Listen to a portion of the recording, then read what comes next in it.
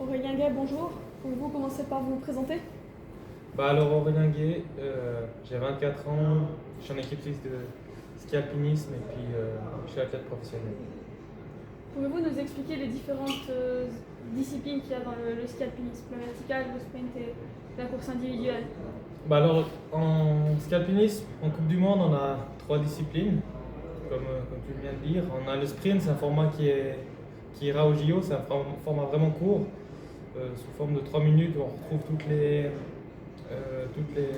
spécificités du ski alpinisme. Ça veut dire on part à un moment avec les pots, on a une petite partie en conversion. Après on doit mettre les skis sur le sac, on a un petit portage.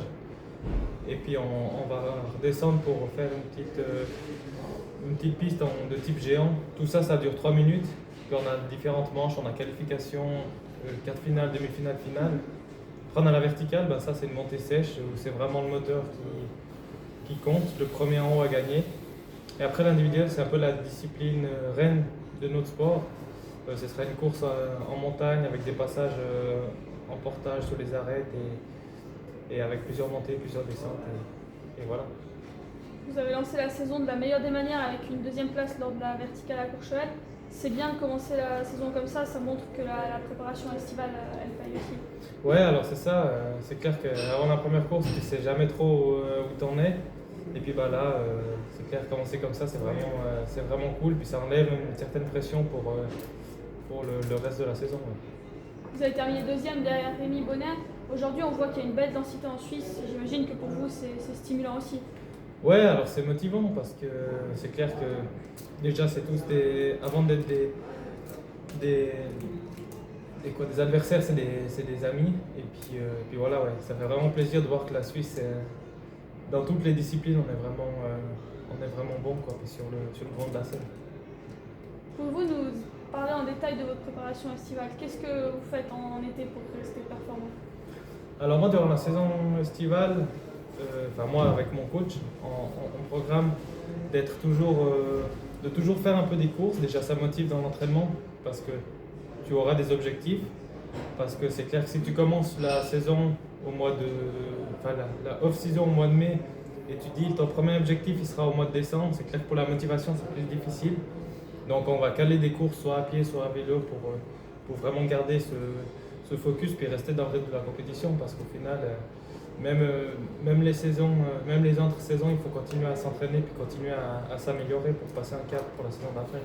C'est pas seulement l'entraînement qui est important pour vous, c'est aussi de porter un dossard sur les épaules. Oui, voilà, c'est sûr. On est des compétiteurs dans l'âme. Alors voilà, ouais, dès qu'on s'entraîne, on a envie de faire des courses et puis de gagner ces courses. Que vous apporte respectivement la course à pied et le vélo pour le ski alpinisme? Alors ce que ça apporte, c'est vraiment d'avoir l'opportunité de faire beaucoup de volume, faire le foncier pour la saison. Il faut savoir qu'après, une fois qu'on a commencé la saison, on a beaucoup de voyages, beaucoup de compétitions, donc on ne peut plus vraiment construire des bases pour la saison. Alors ça se fait vraiment en amont durant la saison d'été.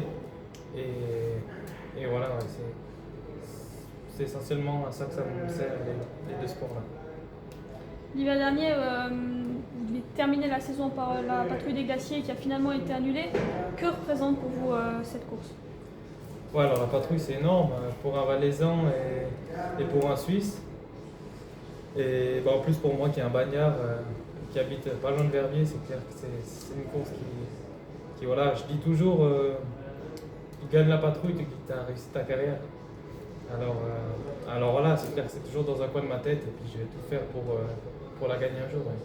L'hiver dernier, vous êtes monté sur le premier podium en Coupe du Monde avec vos futurs coéquipiers de la patrouille des glaciers et j'imagine que ça reste un souvenir incroyable. Oui, voilà, alors c'est clair que le premier podium en Coupe du Monde, c'est quelque chose de fou.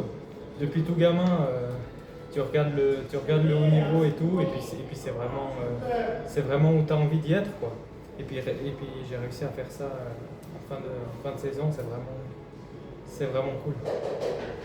Quels sont vos grands objectifs pour cette saison?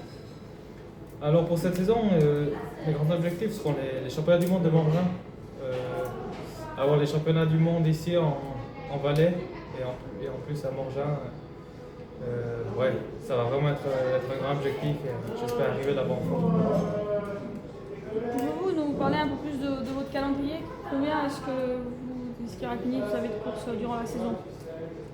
Alors on aura 9 étapes de Coupe du Monde, un peu à travers le monde, et puis une semaine de championnat du monde justement.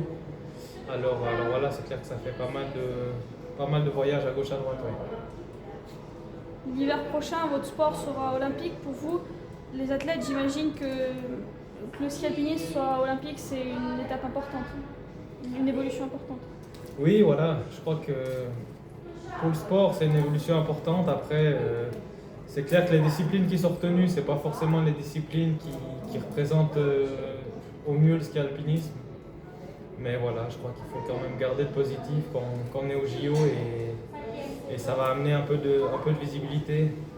Et voilà, puis je serai à fond derrière les copains suisses qui vont y aller. Les disciplines qui ont été retenues, justement, c'est le relais mixte et le sprint. Les disciplines qui sont le plus télévisuelles, est-ce que vous comprenez ce choix? Oui et non, parce que télévisuel, c'est clair que pour les Jeux Olympiques, il faut quelque chose qui soit attractif à la télé et tout. Mais après, on a vu qu'en Coupe du Monde, ils peuvent très bien faire des individuels qui sont super pour la télé et tout ça. Mais après, vu que c'est notre première fois au JO, le CIO a dû décider les sports, les disciplines qu'ils voulaient mettre. Et puis ils ont malheureusement pas mis l'individuel pour ces premiers Jeux Olympiques. Quel est votre plus grand rêve dans le sport? Mon plus grand rêve, je crois que ça reste la patrouille des glaciers. Entre autres, après, il y a avoir le titre de champion du monde, gagner des coupes du monde. Mais non, un de mes plus grands rêves, c'est la patrouille des glaciers. Est-ce que vous avez un idole d'enfance dans le sport? Ouais, alors un idole d'enfance, oui. C'est clair que je pense comme beaucoup de monde, il y a eu Kylian Jornet, ça c'est sûr. Et après, pas que dans mon sport, il y a des icônes comme à l'époque Roger Federer, Didier Cuche. C'est vraiment des athlètes que j'admire. Est-ce que vous préférez vous entraîner seul ou en équipe? Comment ça se passe votre entraînement d'hiver? Alors l'entraînement d'hiver, c'est clair que la partie des préparations durant l'automne, là on sera beaucoup en groupe avec l'équipe suisse et tout. Puis une fois qu'on commence un peu plus les compétitions, là on est un peu plus individualisé. On a presque chacun un entraîneur privé et on a des programmes différents et tout. Alors voilà, ouais, c'est comme ça que ça se passe. Okay.